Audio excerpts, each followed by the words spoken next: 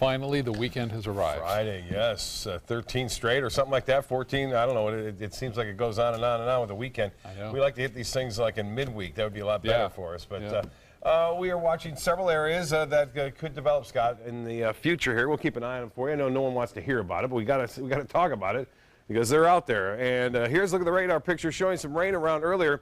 Pretty heavy at times, dumping over an inch in some isolated areas. Now it's starting to wind down. Still some rain near Northport and also Lakewood Ranch, some light rain there. But for the most part, the heavier stuff that was around is now winding down. But there'll be some outflow boundaries now and again coming up from, actually coming down from Pinellas County. Right now, some rain near Warm Mineral Springs. Moving out of Northport, heading toward Venice East and toward Venice, but it's very light at this point. Some isolated showers in the eastern portions of Charlotte County. Flood warning continues now along the Peace River in Arcadia. 19 feet, that's where it's at. It appears that it's crested there. It will go below, I won't go below that, but it will actually start to drop on Saturday. Still, flood warning continues until Monday and beyond. That's just until Monday, but that will be extended. Also, the Myakka River at the Myakka State Park, that is over flood stage there as well and will continue to drop slowly over the weekend, but still well above flood stage. We had 1.6 inches of rainfall near Fruitville and I-75 up near Lakewood Ranch, southward down toward Bee Ridge.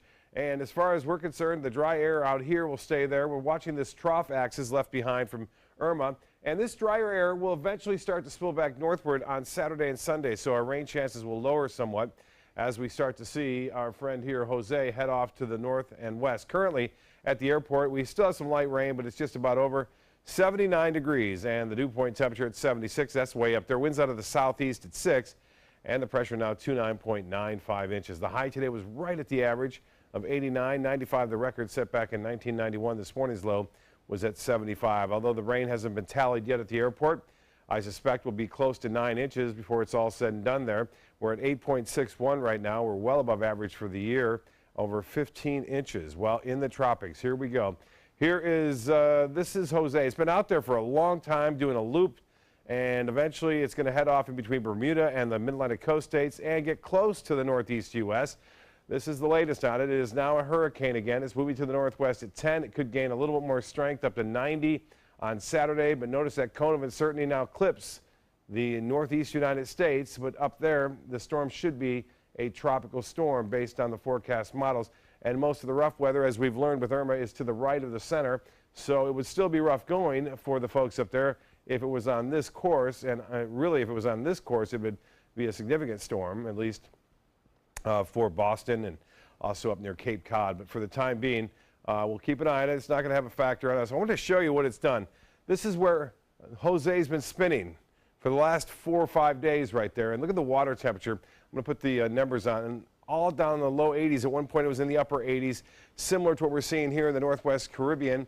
And this is where Irma went, and that's cooled down to the low to mid 80s just off the coast of Cuba. So they do their job. You can actually see the path of Jose as it made its way very close to the northern Leeward Islands, and it stayed up here kind of spinning around. Water temperatures, if they're 80 degrees or below, tropical storms and tropical cyclones have a hard time generating a lot of energy. So still a lot of energy here in the Northwest Caribbean. As far as the latest goes, we're going to see Jose take off to the northwest away from Florida. This is a broad area of low pressure. This one bears watching. It has a 90% chance developing in the next 5 days as it heads off to the northwest. Now, this potential has a potential of becoming another tropical storm or even hurricane as it makes its way off to the northwest, right toward the northern Leeward Islands. There's still a lot of uncertainty as to where it may go. But as far as the models go, they're pretty much all over the place, at least after day 3 and 4. They start to head it off to the north. Some do that. Some take it right over the northern Leeward Islands. So we'll watch it closely. Disturbance number 1 could soon become either Lee or Maria. Now, Lee possibly may form on Tropical Depression 14 as it heads off to the northwest. Top winds are at 35. More than likely, this will become Lee, and Lee will stay out there for the time being in the Atlantic and possibly just be an Atlantic storm heading off toward the north. So lots going on still, and we'll keep an eye out for you. Nothing to worry about over the weekend, though, which is great. North winds eventually late in the day at 10 knots and seas running 2 feet or less. Water temperature at 89 degrees and the UV index at a 10.